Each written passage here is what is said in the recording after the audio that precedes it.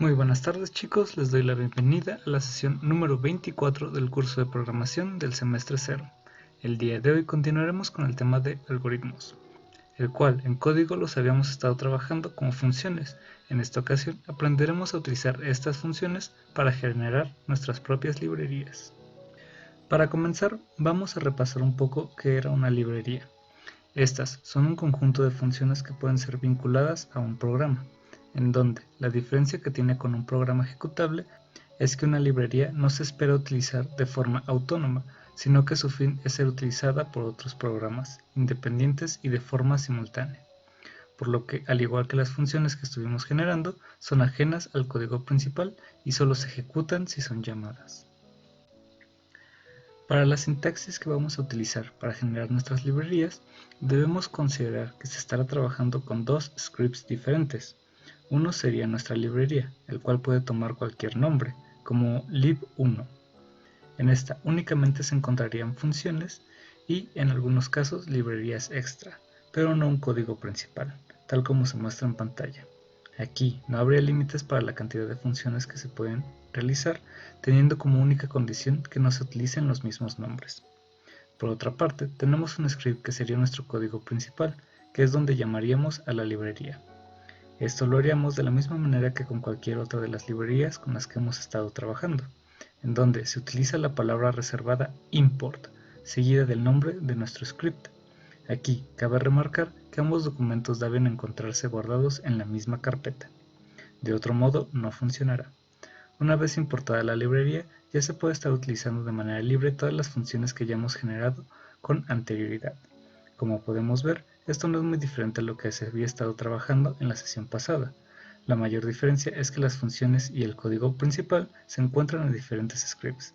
Seguramente en este momento se cuestionan el por qué deberíamos separar el código en dos partes en lugar de colocarlo todo junto. Esto se debe a que al generar una librería nos es posible utilizar sus funciones en cualquier código futuro que realicemos, evitándonos el trabajo de estar escribiéndolas una y otra vez. Aquí cabe mencionar que las librerías se pueden utilizar en una cantidad ilimitada de scripts siempre y cuando se encuentren en la misma carpeta. Para poner en práctica lo mencionado con anterioridad, vamos a considerar el ejemplo que se utilizó en la sesión pasada, en donde se había generado un algoritmo para realizar la suma de dos números. Como recordaremos, lo primero que se realiza es la traducción del diagrama de bloques a código, resultando en lo que se muestra en pantalla.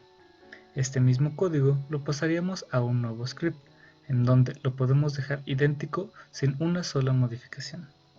Este nuevo script lo guardaríamos bajo el nombre de lib1, en donde lo dejaríamos por el momento. Posteriormente, desarrollaríamos un segundo script, en el cual haríamos llamar a nuestra nueva librería utilizando import lib1. Ahora lo podemos poner a prueba. Lo primero que haríamos sería generar dos variables, x y y, a las cuales les asignaríamos un valor de 5 y 3. Posteriormente llamaríamos a nuestra función suma utilizando lib1.suma y colocando nuestros argumentos que serían x y y. El resultado lo igualaríamos a r y finalmente lo imprimiríamos. Si lo corremos podemos ver que en efecto se obtuvo el resultado esperado de 8. Este quizás parezca un ejemplo simple, pero se aprecia el cómo al realizar esta separación nuestro código principal queda más compacto y ordenado. Con este ejemplo voy a aprovechar para resaltar un dato el cual algunos de ustedes ya se habrán dado cuenta. Si revisamos los códigos del lib1 y nuestro main, podemos ver que la función nos estaba pidiendo los argumentos a y b. Sin embargo, yo coloqué los argumentos x y y. La explicación sería muy simple. Lo que sucede es que las variables a y b tomarán los valores de cualquier número que se coloque como argumento. En esta ocasión, como se colocaron variables, entonces tomarán los valores de esas variables. Por lo tanto, a toma el valor de x y b toma el valor de y. Esto se asigna por el orden en el que se colocaron los datos. Ahora, para reafirmar lo trabajado hasta ahora, realizaríamos un ejemplo más complejo, el cual nos pide desarrollar una función que nos dé como respuesta cuántas veces se repite una letra dentro de un texto. Aquí, lo primero que haríamos sería considerar cuáles serían nuestros argumentos, es decir, las entradas, y cuál sería nuestra salida. Como argumentos tendríamos dos datos, uno sería la letra que queremos contar y otro sería el texto en donde estaremos buscando. Mientras que la salida simplemente sería la cantidad de veces que apareció la letra especificada. Comencemos con nuestro diagrama de flujo, en el cual primero pediríamos nuestros argumentos de letra y texto. Posteriormente pasaríamos a obtener la longitud del texto y la guardaríamos en L. Después se inicializan dos variables, una sería la variable de control para el ciclo for, que llegaría hasta L, y también tenemos una variable llamada cantidad, en donde realizaremos el conteo. Dentro de nuestro bucle, colocaríamos una comparación para revisar si el carácter actual es igual al carácter deseado. Si este es el caso, le daríamos un incremento de 1 a la variable de cantidad. De otro modo, este solo se mantiene. Posteriormente se da el incremento a la variable de control y se cierra el bucle. Al finalizar, nos regresaría el valor de la variable cantidad. En realidad es un código simple y que ya se ha realizado con anterioridad, aunque aún así, vamos a revisar su traducción a código. Para generar esta nueva función, vamos a seguir utilizando nuestro documento lib1, en donde estaremos incluyendo nuestra nueva función. Esta llevará el nombre de letras y tendrá dos argumentos, letra y texto.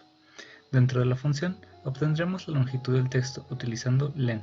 Posteriormente, inicializaríamos nuestra variable cantidad en 0 y definimos nuestro for con su variable i y un range hasta L. Dentro de este colocaremos una función if que realiza la comparación entre el carácter que se está revisando, texto i, y el carácter a contar. Si esta se cumpliera, solo realizaríamos el incremento de 1 para la variable cantidad. Una vez finalizado el bucle, colocaríamos nuestra función return junto a la variable cantidad. Ahora, para probarla, hay que generar un nuevo script en donde haremos llamar a nuestra librería lib1. Posteriormente, colocaríamos un texto en la variable llamada t, por ejemplo, hola mundo, y una letra en la variable l, que puede ser la o. Después podemos hacer llamar nuestra función letras y colocar los argumentos que nos pide. Aquí es muy importante recordar el orden en el que nos pide los argumentos, por lo que primero colocamos la letra que se encuentra guardada en L y posteriormente colocamos la variable t en donde se encuentra el texto.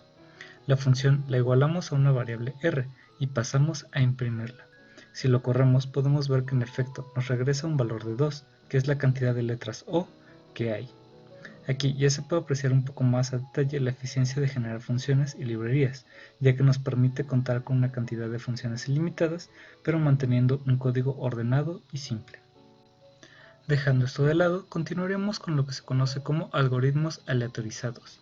Estos no requieren que los resultados intermedios de cada paso de la ejecución estén definidos de manera única y dependan solo de las entradas y de los resultados de los pasos anteriores. Y como lo dice su nombre, cuando se ejecuta en algún punto se hace una elección aleatoria.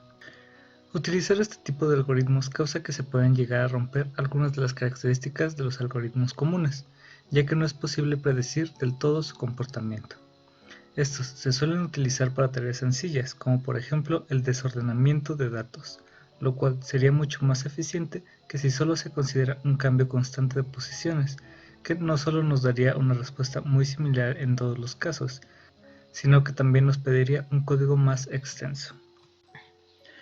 Para estar generando valores aleatorios en Python, debemos utilizar la librería random.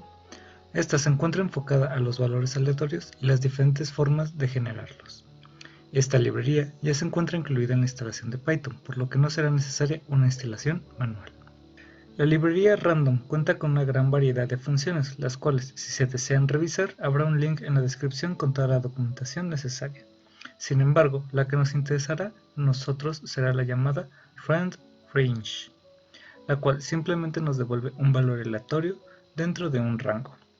Para su sintaxis consideremos el ejemplo que se encuentra en pantalla, en donde primeramente se debe hacer llamar a la librería random y posteriormente es posible utilizar la función rand_range, la cual nos pide dos argumentos. Estos serían el límite superior y el inferior de los valores que nos podrá regresar. Si lo corriéramos, lo que haría la función sería tomar un número aleatorio que se encuentre dentro del rango que establecimos. En este caso sería un número entre el 0 y el 10. Esto, si lo continuamos corriendo, en cada ocasión nos daría como respuesta un número diferente.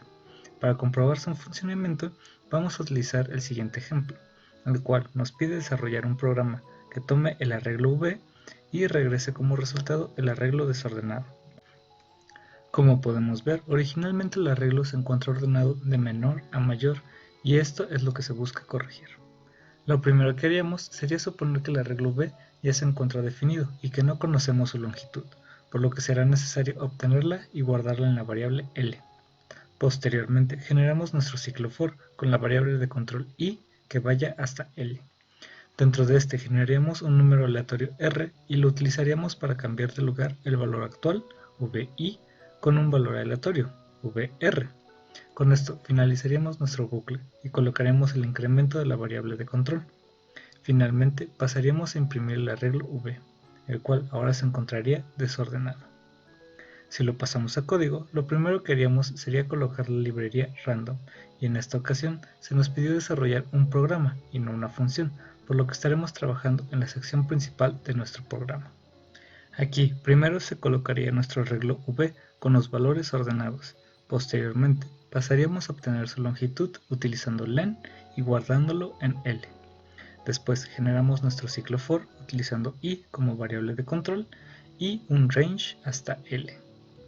Dentro del ciclo haríamos llamar a la función randRange y colocaríamos que vaya de 0 hasta L-1.